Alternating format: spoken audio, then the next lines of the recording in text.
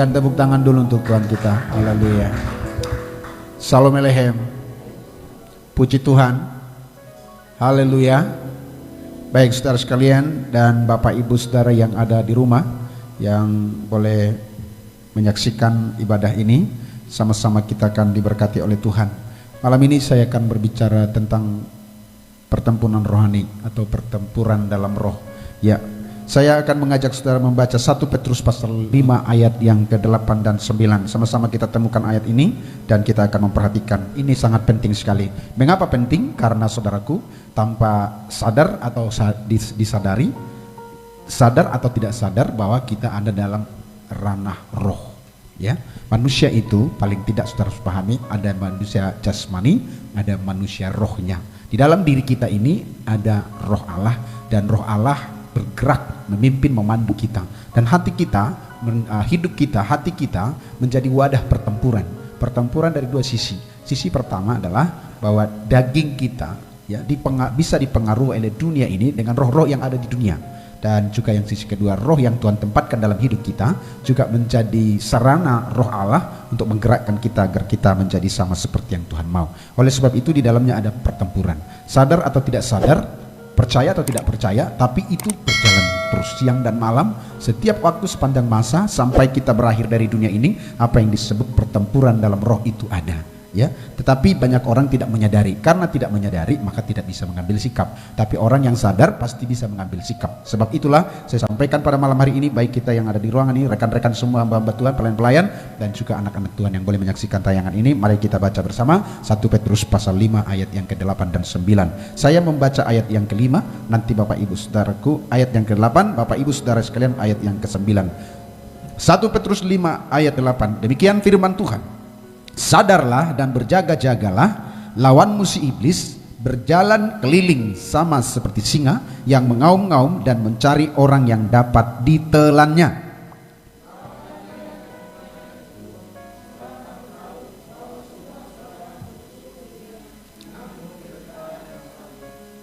Baik, saya rindu Bapak Ibu semua memperhatikan apa yang terjadi di dalam ayat ini.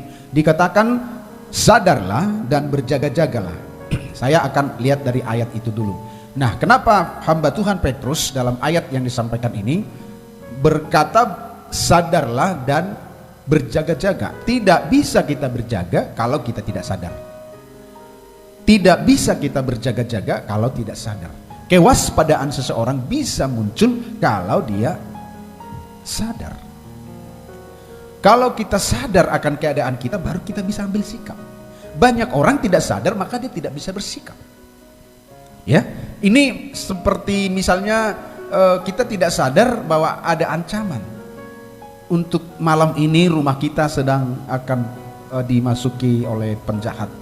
Kita tidak sadar maka kita tidak bisa waspada, tidak bisa berjaga-jaga. Tapi kalau kita sadar atau ada bocoran, ada kecurigaan bahwa malam ini akan ada sesuatu yang akan mengganggu rumah kita, maka kita akan sadar, berjaga-jaga dan tidak tidur.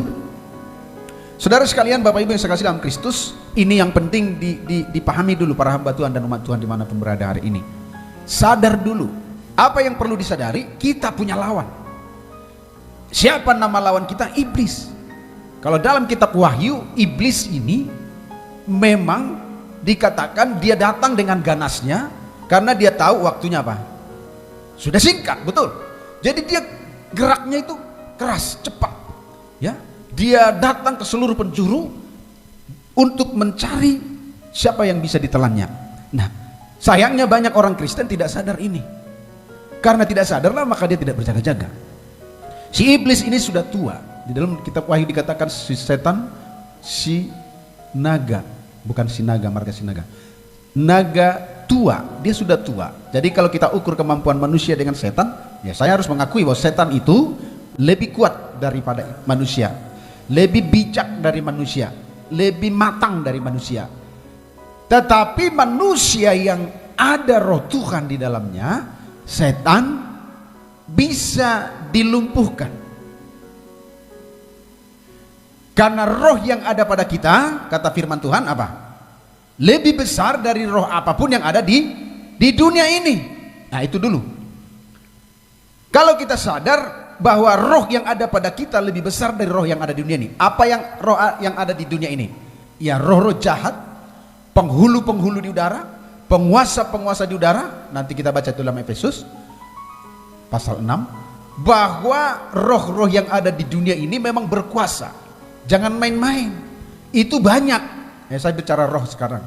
Ya, waktu kita di kuliah dulu ada mata pelajaran satanologi.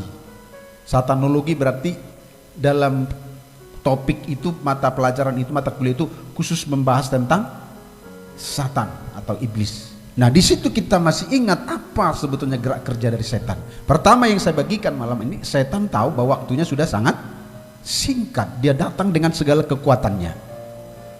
Ya, dia datang dengan segala kekuatannya. Setan ini sudah mulai pekerjaannya setelah dia dihancurkan, ditendang habis dari sorga, turun ke bumi, lalu di bumi dia merusak. Yang pertama dijumpainya adalah perempuan pertama di dunia ini bernama Hawa. Lalu Hawa menularkannya kepada Adam, dan Tuhan murka, Tuhan menghukum mereka, Tuhan mengusir mereka dari Taman Eden dan menempatkan api yang menyambar-nyambar dengan pedang api yang menyambar supaya mereka tidak bisa masuk lagi ke Taman Eden. Nah, dari situ Tuhan ada perjanjian bahwa permusuhan antara ular atau iblis yang dalam ular itu berbicara dengan manusia itu terjadi sampai hari ini. Memang Tuhan sudah berikan kuasa, yaitu bahwa ular itu akan memagut tumit keturunan dari perempuan itu. Tetapi keturunan perempuan itu akan apa, saudara? Apa, saudara? Menginjak, meremukkan kepala ular itu. Dari situ kita dapat bahwa kuasa untuk melawan musuh, kuasa untuk melawan iblis itu sudah ada pada kita, orang-orang yang disebut keturunan perempuan itu. Ada kuasa itu pada kita. Sebab itu kalau kita lihat perjalanan dia, maka ketika Yesus ada di padang gurun untuk memulai pelayanan Kristus, ya, dia dibawa ke padang gurun untuk dicobai oleh iblis. Saya selalu berkata bahwa iblis yang mencoba Yesus di situ bukan iblis kacangan. Ya, istilah Medan bukan iblis kaleng-kaleng. Itu yang kingnya. Kalau saya boleh menafsir, ya boleh benar apa tidak, karena tidak ada rujukan ayat, ya itu hanya keyakinan saya bahwa memang yang hadir pada waktu itu, saya sangat yakin bahwa itu adalah Lucifer. Nggak mungkin keroconya. Siapa, karena mereka tahu yang datang itu siapa? Anak Allah yang pernah bersama-sama di sorga. Pernah bersama-sama di sorga. Dan Lucifer adalah malaikat yang memimpin puji-pujian, menggerakkan segala pujian untuk kemuliaan Bapa di sorga, ya, sangat dekat dengan tahta Bapa, sangat dekat dengan Yesus di sorga. Maka ketika Kristus turun ke bumi untuk berjumpa kembali dengan setan yang telah mengacau dunia, mereka bertemu di padang gurun 40 hari 40 malam dalam kondisi lemah fisik. Kristus berpuasa, dia dicobai, dan Kristus memenangkan pertempuran itu. Ingat, Kristus memenangkan pertempuran itu. Itu pertempuran rohani. Karena Kristus tidak sedang bertinju, tidak sedang membawa pedang dan mengarahkan pasukan untuk mengepung satu bangsa, mengepung satu oknum. Mereka hanya bercakap-cakap, dan ini roh. Dalam sebuah film yang sudah lihat bahwa digambarkan setan itu seperti ular mendatangi Kristus di padang gurun. Tapi bisa saja tidak ada di situ ular. Ya, itu gambaran saja untuk memudahkan kita mengerti bahwa itu setan. Ya. Tetapi dalam dunia roh, Kristus bercakap-cakap dengan setan tua itu. Saudara tahu apa yang terjadi? Ketika mereka bercakap-cakap, ada 3 peluru yang dahsyat yang dimiliki oleh Lucifer. Dan ketiga-tiga peluru itu bersumber dari Alkitab. Ayat-ayat pamungkas yang diujikan kepada Kristus. Pertama, Kristus diuji soal perut karena dia lapar. Kamu kan anak Allah. Dia tahu semua tentang kondisi siapa Kristus itu. Dan dia bilang, karena kau anak Allah, Kamu lapar kan? Itu bahasanya. Ayo bikin roti ini, batu ini jadi roti, kau makan aja. Kristus bilang, dia lawan dengan ayat pamungkas, manusia tidak hidup hanya dari roti, tetapi dari mana? Firman Allah. Yang kedua, kamu turun aja, kamu akan ada ayat tentang kamu, bahwa kakimu tidak akan terantuk ke batu. Malaikat yang di sorga akan datang menatang engkau. Lompatlah. Oh, Yesus bilang, ada firman berkata, jangan kamu menguji Tuhan Allahmu. Satu lagi, Kristus diuji dengan sebuah kekuasaan. Dia bawa naik ke gunung. Itu karena dunia roh. Bayangkan bagaimana di padang gurun tiba-tiba mereka ada katanya di mana? Pertama-tama tadi di, kalau bahasa Batak bilang di bubungan, di palas-palas bait suci. Kok tiba-tiba ya dari padang gurun kok tiba-tiba sampai ke Yerusalem? Langsung di palas-palas. Lompat katanya. Oh, enggak. Firman berkata jangan kamu menguji Tuhan Allah. Tiba-tiba dia dibawa ke gunung yang tinggi, betul? Itu kan dunia roh. Maka saya bilang pertempurannya pertempuran rohani. Sesampai di atas gunung dia bilang, kau lihat. Itu dalam dunia roh ya. Kau lihat semua keindahan dunia ini. Satu lagi yang dia minta. Dia bilang apa? Kamu akan mendapatkan ini semua. Kuberikan itu kepadamu, katanya kepada Yesus. Asal kamu menyembah aku. Kenapa saya bilang bahwa itu Lucifer? Kulihat dari lantang mulutnya itu loh. Beraninya itu loh. Kalau itu hanya begu ganjang dari toba, tak yakin aku mampu itu berbicara seperti itu.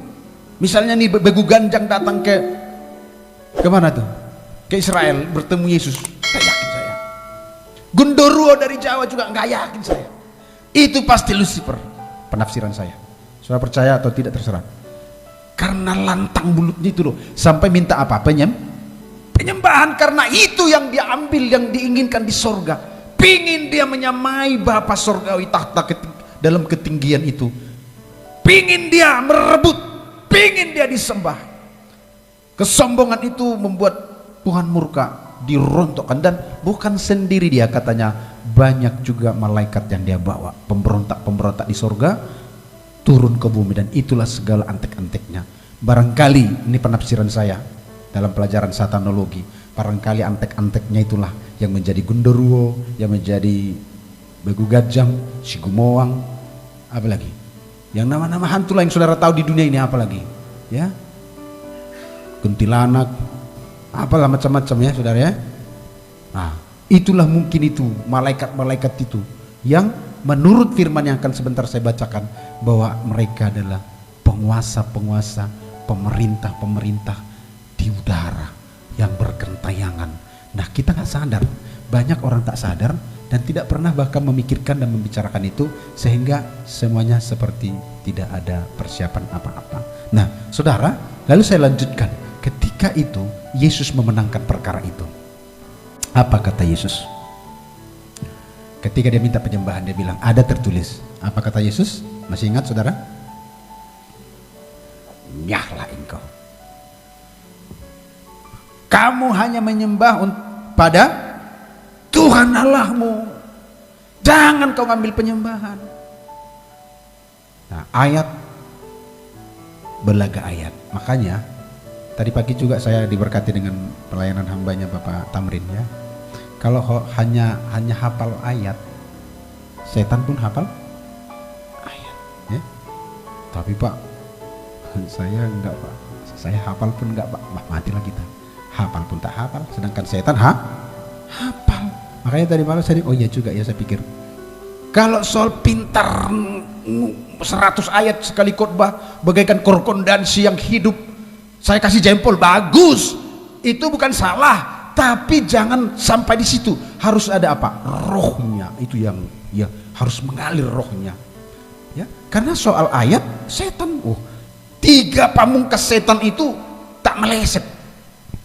Dia pilih ayat-ayat terjitu, dan itu yakin saya, maka saya bilang itu Lucifer, karena intelektualnya tinggi dan keberanian mentalnya untuk berhadapan dengan Kristus itu kuat,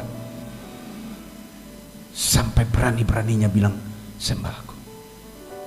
Kalau setan yang bertemu Yesus di Gadara, di Gerasa dalam terjemahan lain, dalam catatan yang lain, itu ketakutan. Anak Allah, aku tahu kau siapa, jangan menghukum aku, belum waktunya. Dia gemetaran. Lah ini enggak, makanya saya bilang dia Lucifer.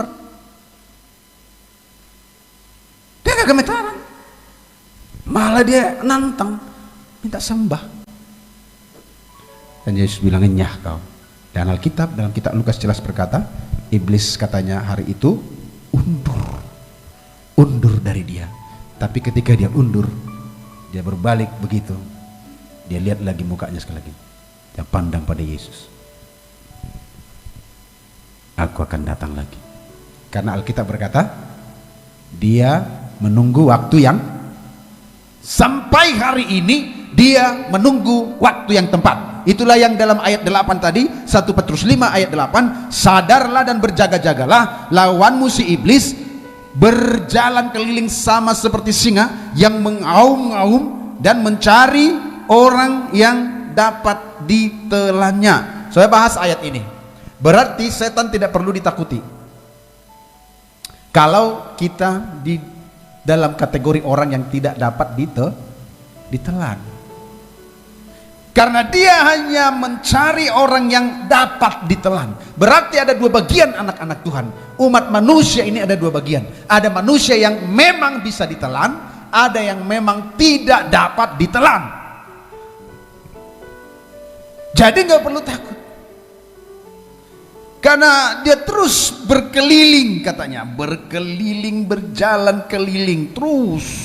Sama seperti singa yang mengaum-ngaum mencari orang yang dapat ditelannya. Jadi dia bisa lintas saja di mana, lintas ke rumah kita boleh, dia lintas juga ke gereja kita boleh, tapi dia hanya bisa menemukan orang-orang yang memang dapat ditelannya.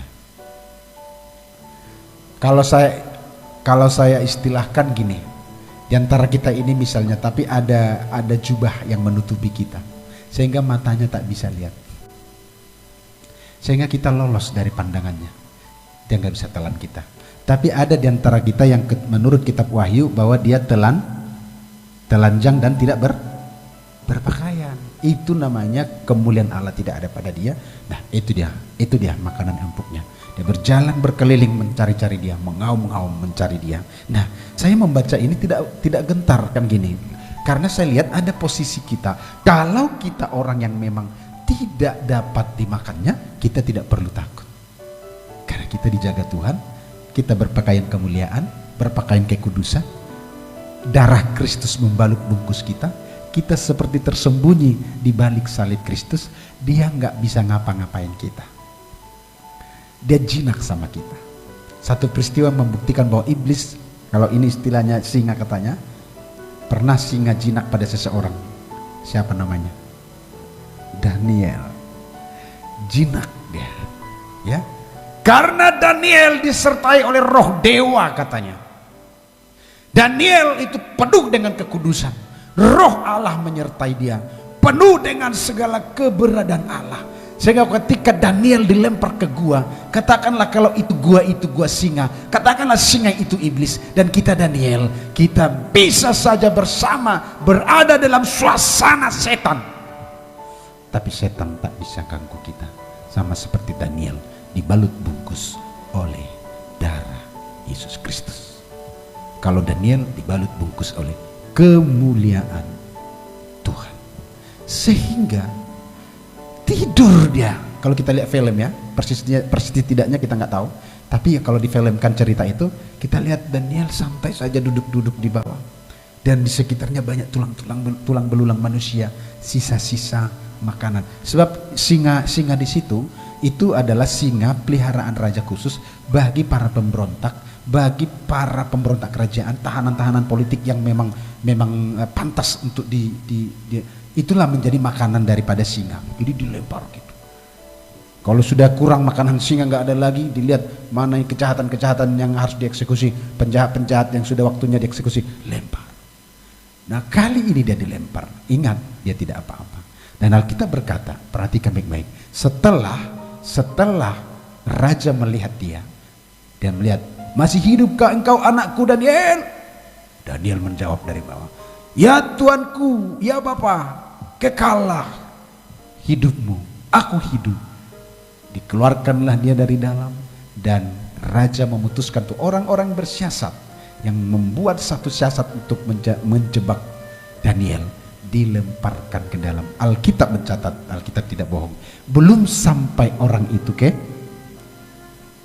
dasar, waktu dilempar mulut singa sudah menyambut. Karena apa? Lezat sekali. Perkara yang perlu kita pahami malam hari ini adalah, apakah kita lezat bagi singa, atau kita ini sama sekali tidak bisa terganggu oleh dia. Itu saudara sekalian, dia berjalan berkeliling. Nah, kalau dia berjalan berkeliling terus saja, keliling lorong gitu ya, dia jalan aja terus, artinya iblis tidak pernah tidur. Iblis tidak punya siklus capek. Dia roh, manusia capek ya, kita kecapean, keletihan, ada over kerja, kita langsung berat badan. Iblis tidak. Dan dia itu roh, dia ada di area mana, dia berjalan kemana-mana berkeliling. Satu tujuannya, untuk menjatuhkan manusia. Banyak orang tak paham ini, tetapi memang kita harus perlu paham. Dan kalau ada orang yang dapat ditelannya, dia menelannya. Ayat 9 apa saudara? Sama-sama kita baca 2, 3 ya. Lawanlah dia dengan iman yang teguh, sebab kamu tahu bahwa semua saudaramu di seluruh dunia menanggung penderitaan yang sama. Seluruh saudara kita seiman, sama-sama mendapat gertakan gigi daripada setan ini. Bukan cuma kita, mulai dari Israel sampai ke seluruh dunia, sama sepenanggungan anak-anak Tuhan, tubuh Kristus tetap diintai dalam penderitaan yang sama, yaitu iblis yang sedang mencari mangsa untuk menjatuhkan seluruh orang-orang percaya. Nah, kalimat perintah dari kebenaran firman ini katanya apa? Lawan. Berarti ada perlawanan. Berarti ada perlawanan. Lalu kalau kita melawan dalam pertempuran, apa yang harus kita punya saudara? Kalau kita bertempur, apa yang harus kita punya? Senjata. Gak mungkin bertempur tanpa senjata. Gak mungkin. Bagaimana kita bertempur tanpa senjata? Nah, senjata itu ada dalam Efesus pasal 6. Mari kita lihat ayat ini. Senjata itu ada pada Efesus pasal 6 ayat 10 sampai ayat 18. Perlengkapan rohani, istilah lain persenjataan rohani. Akhirnya hendaklah kamu kuat di dalam Tuhan, di dalam kekuatan kuasanya. Pertama, kenakan seluruh perlengkapan senjata Allah, supaya kamu dapat bertahan melawan tipu muslihat iblis. Ini masih bicara setan, ini masih bicara iblis. Dia punya tipu muslihat. Ayo, memang gampang. Tipu-tipu biasa pun kita kejebak. Tipu-tipu biasa pun banyak kita tak nalar. Ini saudaraku bukan tipu biasa, tapi apa? Tipu muslihat. Tipu muslihat, kelicikannya ada. Licik, picik dan kejam, sadis. Pekerjaannya terus memikirkan bagaimana menghancurkan anak-anak Tuhan. Dia punya tipu muslihat. Karena perjuangan kita bukan melawan darah daging. Saya sudah terangkan dalam pesapan penggembalaan beberapa waktu yang lalu ya. Perjuangan kita bukan melawan darah dan daging, tetapi melawan pemerintah-pemerintah, bukan Pak Jokowi.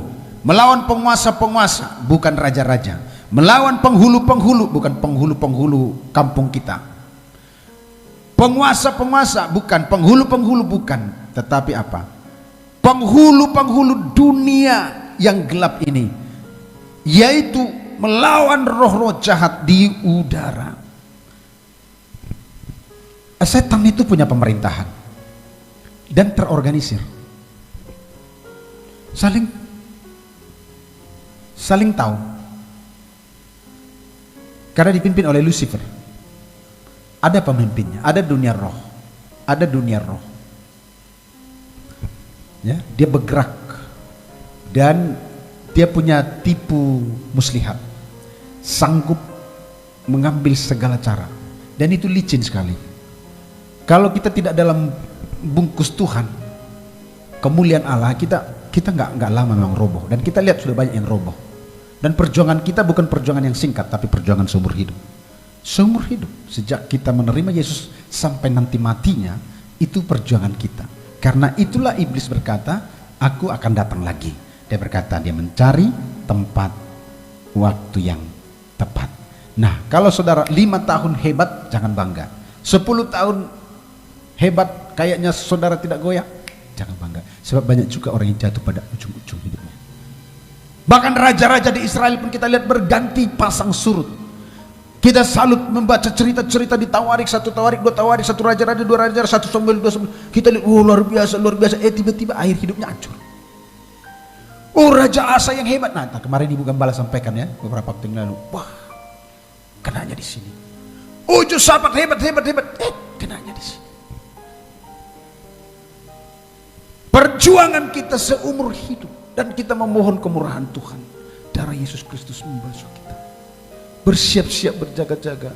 Dia tiap hari, tiap waktu, selalu dalam segala situasi, segalanya. Pagi-pagi dalam segala kemurahan Tuhan, biston dengan baik, enak baca ayat, enjoy. Tiba-tiba saudara di perusahaan ngamuk apa gitu, kepancing orang gitu, rasanya gimana? Tadi pagi saya enak ya, tadi doa saya baca ayat, dan pagi di mobil pun, tadi di motor kayaknya saya nyanyi. Begitu di perusahaan entah apa begitu pak berantem sama teman kerja. Tiba-tiba pulang ke rumah, duduk sebentar sambil letih badan, tapi lebih lagi letih hati. Ya Tuhan, kenapa ya tadi pagi saya biston tapi kok lihat. Karena dia tidak berhenti. Saat kita bersuka cita, rasanya sudah aman semua. Kok tiba-tiba ada masalah. Ada yang membuat iman kita hancur. Karena terus diuji, saudaraku. Dan bukan cuma pengalaman dalam Alkitab, pengalaman empiris dari gereja pun terjadi. Kita lihat beberapa hamba Tuhan tumbang pada akhirnya. Sebab itu kita perlu, nanti saya baca ayat terakhirnya, bahwa doa akan membantu kita semuanya, saudara sekalian. Tipu muslihat iblis ya. Perjuangan kita bukan melawan itu. Jadi kalau ada segerombolan orang yang hancur dan terus ya merusak kita.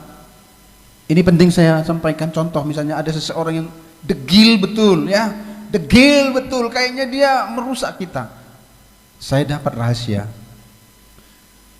Ya, sebelum kita menyelesaikan apa-apa tentang dia, kita selesaikan terlebih dahulu di dalam doa. Itu enggak yang kuat di hati saya, dan itu saya bagikan malam ini. Seringkali kita gegabah, belum kita doakan apa-apa, kayaknya belum kita lunakkan dalam doa, tapi kita sudah maju dengan kekuatan kita, dan akhirnya sepertinya kita menang, puas hati kita, tapi kita kalah secara roh. Karena kita tidak sedang melawan daging.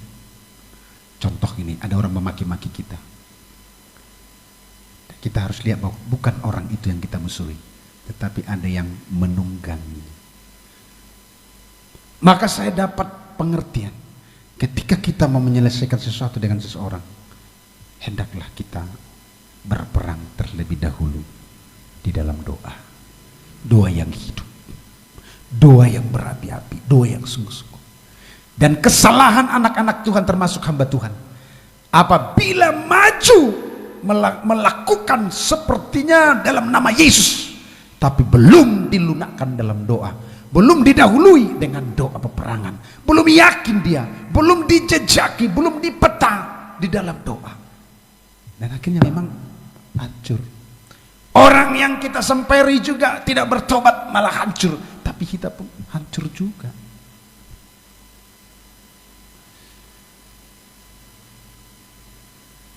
Banyak kesaksian memang ketika dia menangkan dalam doa, betul-betul bisa tertolong. Paling tidak ada 2 kali. Kalaupun orang itu tak tertolong, tapi kita tertolong, kita tidak ikut hancur. Karena kalau berperang tanpa di dalam roh, saya dapat istilah dunia yang saya pinjam, ya. Menang jadi abu, kalah jadi apa? Kalah jadi abu, menang jadi arang. Sama-sama tak guna. Menang jadi arang, kalah jadi abu. Karena kalau orang, ya, menyelesaikan persoalan dengan kekuatan dagingnya, tetapi bukan karena pekerjaan roh, bukan terlebih dahulu di center dalam doa, maka hasilnya tidak ada. Puas sih puas, tapi saya pikir ya sama aja seperti istilah orang Batak, si baru puas si baru bakara. Ada sabung dah. Masih ada orang Batak di sini? Ya, yang menonton ada tahu si baru puas si baru bakara? Molodung puas, saya sudah marah. Enggak, saya lihat enggak. Karena tidak di dalam roh, bukan saya sudah marah, sakit hati. Saya boleh puas, saya sudah sampai dia, oh memang saya udah lampias, pokoknya yang penting saya sudah puas. Anda puas.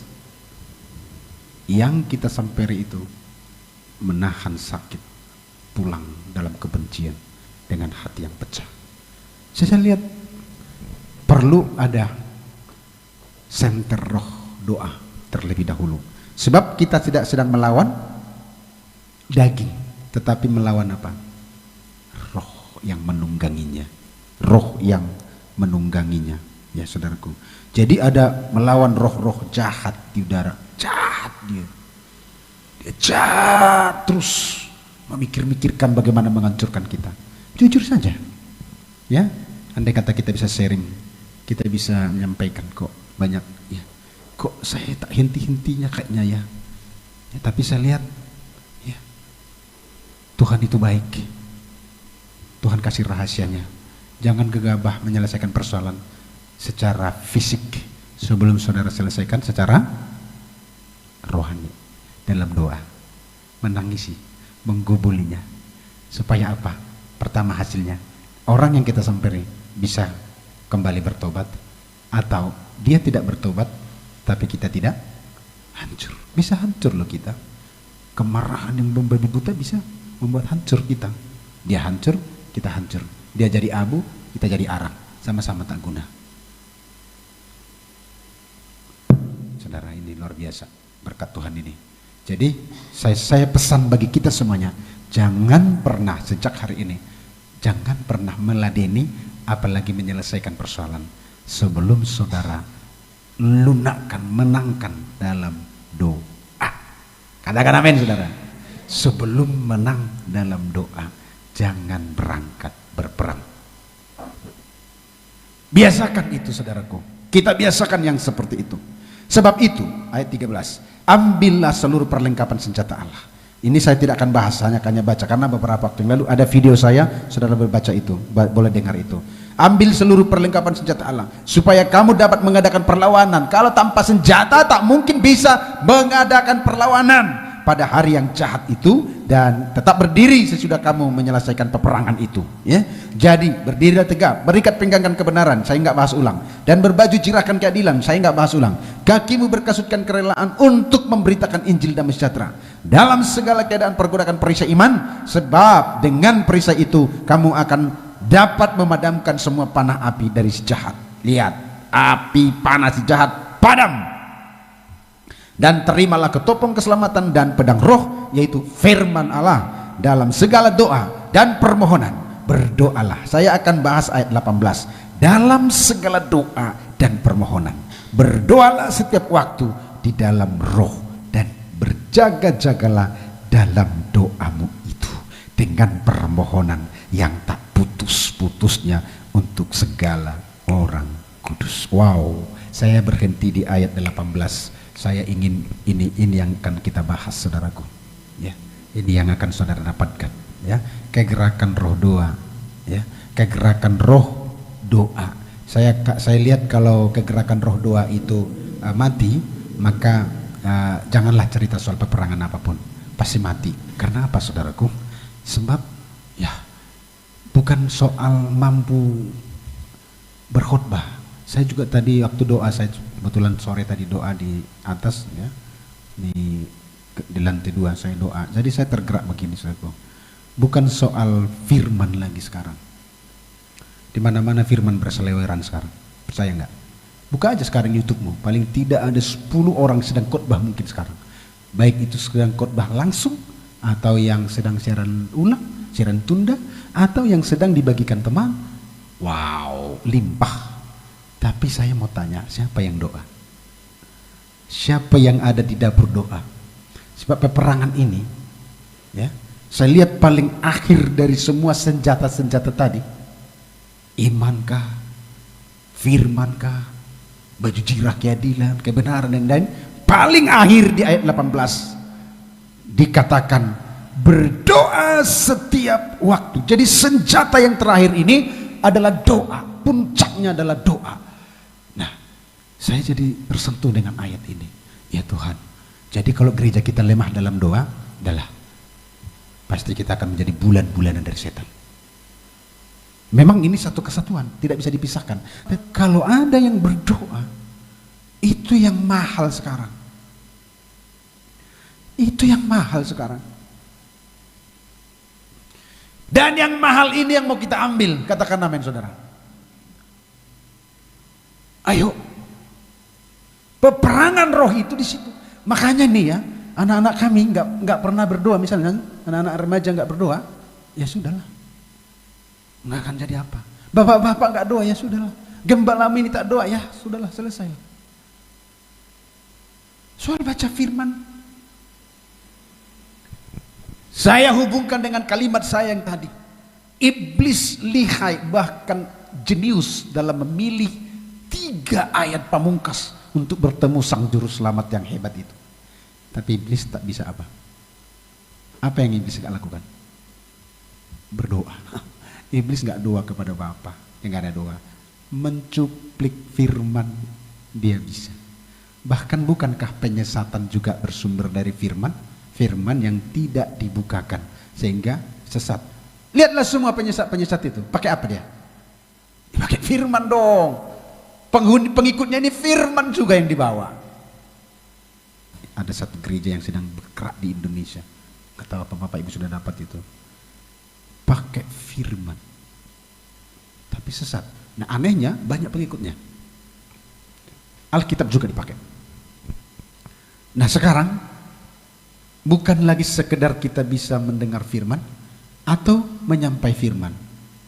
Itu di zaman corona ini, wow luar biasa banyak sekali firman. Saya sudah lihat mau pelayanan apapun, ya, ada pendeta hamba Tuhan di Piayu. Saya salut juga dengan gerakan mereka. Ya, jemaatnya banyak nias. Di pelayanan mereka ada nias service. Saya mau ikuti kebaktian niasnya, walaupun saya tak tahu, tapi lagunya bagus. Karena kebetulan penyanyinya bagus. Suara 1, 2, 3. Tak apa dibilangin, saya yakin itu pasti mereka memuji Tuhan. Pasti itu lagu-lagu rohani. Nggak tahu saya memang satu ayat pun. Cuman ada dari situ ada Yesus kata, oh berarti Yesus. Baru dibilang Batalifuso, kata, oh saudara-saudara. Batalifuso saya tahu itu saudara-saudara. Oh, tapi saya nggak tahu lagi yang lain. Tapi saya sangat menikmati pujian mereka. Nah, lalu mereka juga ada Batak service. Jadi kalau nias service, mereka sampai berkhotbah juga nias, berbahasa nias. Lalu ada Batak service mereka, karena sekarang gereja bukan lagi ini. Gereja di zaman corona ini udah terbuka. Firman sekarang bertaburan di mana-mana. Yang langka sekarang adalah orang-orang yang berdoa. Itu yang mahal. Yang langka itu yang mahal. Mana aminnya saudara? Gereja kita digalakkan kembali doa-doa pribadi terlebih, ya.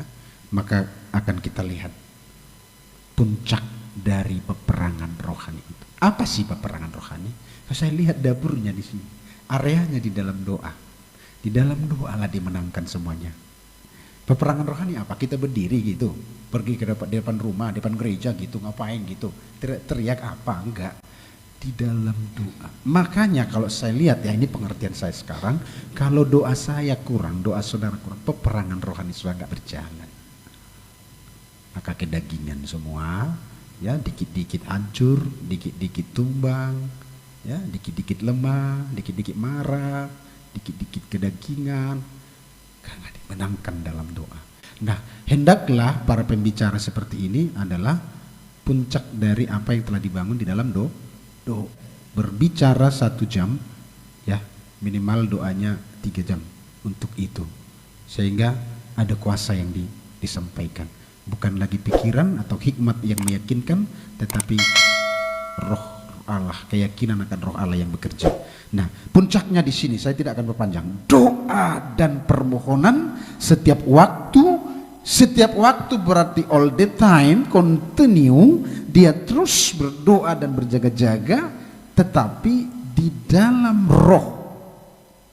Bukan berarti kita jadi di kamar terus. Memang ada khusus pendua syafaat yang memang hari-harinya itu pekerjaannya itu, ya. Tetapi baik di dalam doa pribadi, doa langsung, doa action, ataupun doa dalam roh, kita akan terus bergerak terus di dalam roh. Lalu ada permohonan yang tak putus-putus untuk semua orang kudus.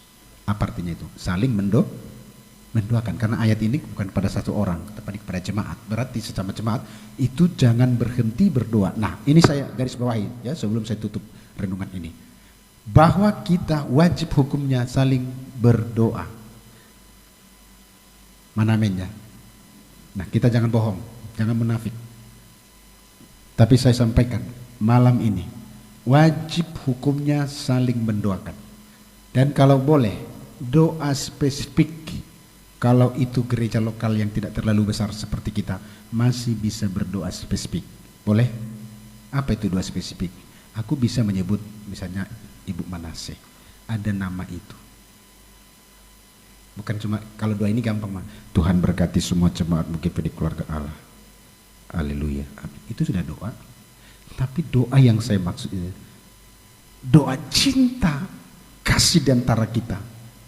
Sampai kita mampu berdoa dengan tidak putus-putusnya untuk segala orang kudus. Jadi saudara, saya mohon malam hari ini puncaknya, doa inilah peperangan itu. Yang salah pun yakin, iblis kan tangkap apa yang saya sampaikan ini. Hal yang pertama nanti yang akan dia buat adalah bahwa dia buat kita tidak bisa berdoa. Karena dia tahu kalau sampai orang bisa berdoa, Bapak Ibu, luar biasa. Luar biasa. Doalah yang menghasilkan urapan, doalah yang menghasilkan mujizat, doalah yang membangun hubungan yang baik. Tanpa doa itu semua adalah omong kosong. Nah, oleh sebab itu perjuangannya ini yang paling berat. Itu kita bisa saling mendoakan. Saling mendoakan. Jadi saya sebut berkati bapak-bapahan. Sebetulnya masih gampang sekali karena kita di sini setiap hari ketemu hampir. Saya tahu anaknya pun saya tahu. Di mana anaknya saya tahu, pekerjaannya saya tahu. Bahkan roh bisa membantu kita untuk memberikan beban untuk mendoakan apa yang penting, baik pertumbuhan rohaninya ataupun untuk kehidupan keluarganya. Kalau kita mau berjanji, jangan munafik, jangan bohong. Inilah kekuatan gereja kita.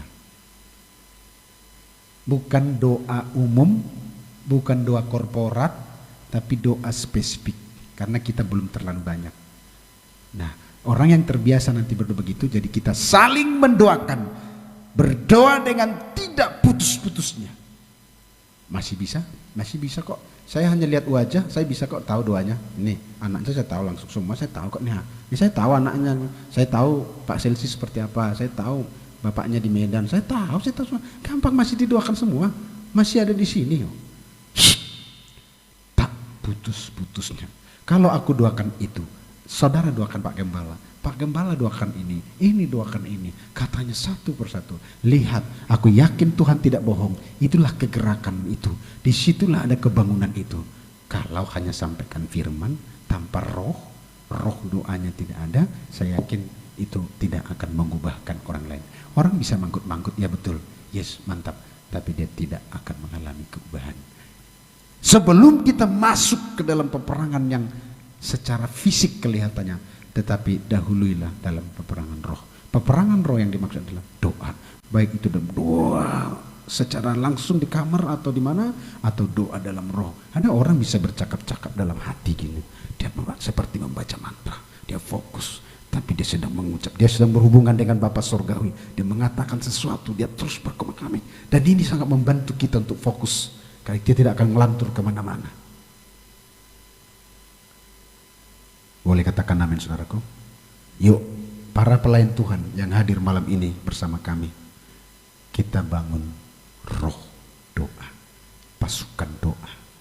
Dan itu jangan digombar-gembirkan, yang penting dilaksanakan. Malam ini boleh ambil, saya sebelum tidur ambil waktu minimal setengah jam. Kamu eksekusi langsung, action langsung apa yang kita pelajari ini. Bawa semua dalam pikiranmu tentang apa yang akan kita doakan. Dan kita saling, bayangkan bagaikan peluru yang terus, atau boleh katakan saudara tahu apa itu drone? Apa itu drone? Pesawat tanpa awak itu yang dikendalikan itu, yang bisa buat apa, merekam gitu ya kan. Nah bayangkan kalau saya coba berpikir kayak gitu, jadi saya ada doa itu, saya sedang seperti menggunakan drone, bisa meneliti semuanya. Jadi saya layangkan drone saya pergi ke rumah Bu Selsi, berkati anak-anaknya dalam nama Yesus, berkati Pak Sitorus, lari lagi dia ke tempat, pindah dia ke tempatnya Pak Sitorus, berkati Pak Sitorus dengan ibu, katanya ibu itu tensinya tidak normal Tuhan, dalam nama Yesus kami. Di jalan semua. Lalu semua seperti itu. Terus berkeliling tak putus-putusnya. Maka akan terjadi banyak hal. Akan ada kesaksian-kesaksian. Tapi doa yang mati, pelayanan yang tanpa doa, pribadi-pribadi yang tanpa doa, dia hambar. Dia hanya action yang kelihatan, tapi roh. Engkau boleh bermain musik tapi musikmu hanya menyenangkan telinga, tidak membangkitkan roh. Engkau boleh berkhotbah seperti saya ini panjang-panjang, mungkin fasih lidah, mungkin ngomongnya panjang lebar, tapi tak ada rohnya, tak mengubah orang. Mungkin kamu bisa mengerjakan ini dan itu, tapi tidak jadi berkat. Engkau bisa memimpin pujian dan suaramu merdu dan actionmu mantap, tapi tanpa roh.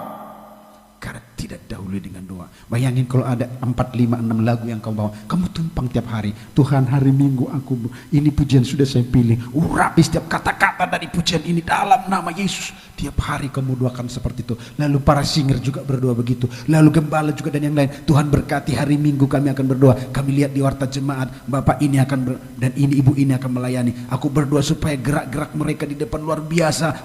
Bayangin kalau kita seperti drone yang berkeliling muter-muter, bukan lagi iblis yang berkeliling-keliling menanti memangsa kita, tapi roh doa kita yang seperti drone yang kemana-mana terus berjelajah. Aku yakin kita menangkan peperangan ini. Mana aminnya saudaraku? Sehingga ada kesaksian, tak tahu ya pas jam sekian itu aku gak mana ya, hatiku gak jadi kayak gini.